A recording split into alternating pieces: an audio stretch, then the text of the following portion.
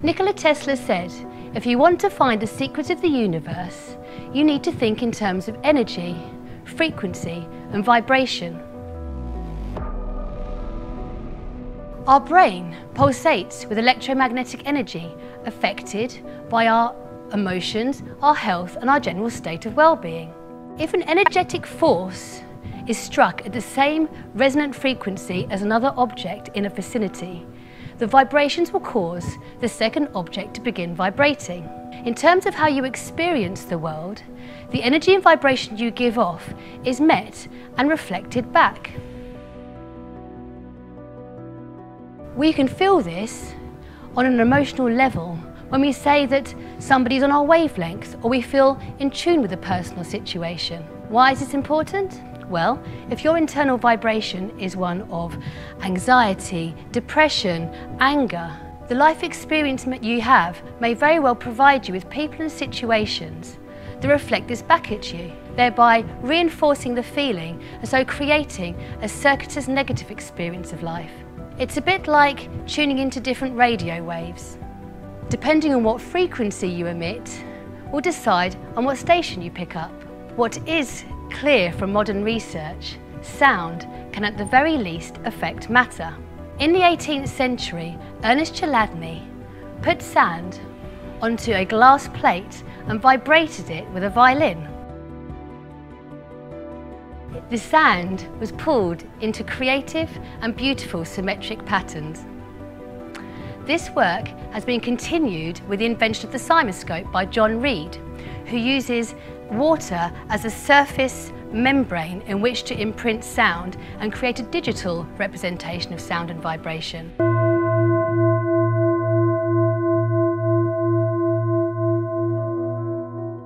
Notice the symmetrical shapes and the similarities to those found in sacred geometry and within the harmonious shapes found in nature.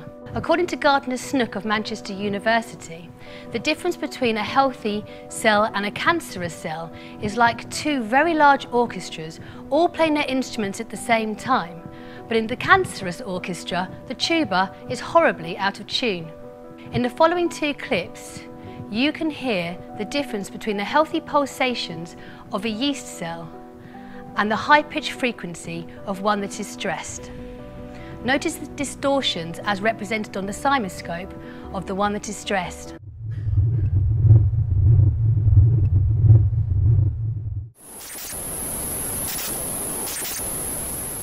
Through the latest experiments using microcymatics, it has been suggested that through the principle of entrainment, whereby a more powerful frequency causes a weaker frequency to synchronize with it, we can excite the membrane of a cell into coherent geometrical patterns.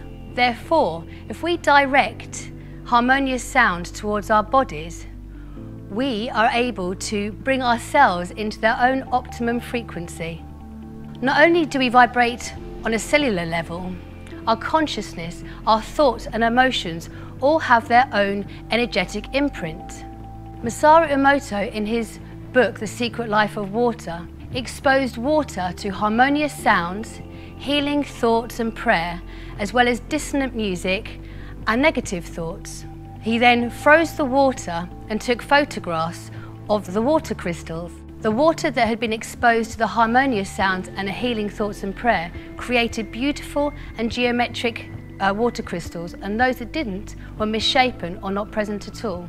Many scientists and philosophers have pondered, where does consciousness and our thoughts arise from? Whether you believe this is from a God-given source or from somewhere deep inside the brain, latest research has discovered that it is through our bodily responses to it, is in quantum vibrations found in microtubules within brain neurons. Therefore, as we have already found out, if by putting harmonious thoughts into our brains, we can turn our perceptions and our thoughts from chaos to beauty.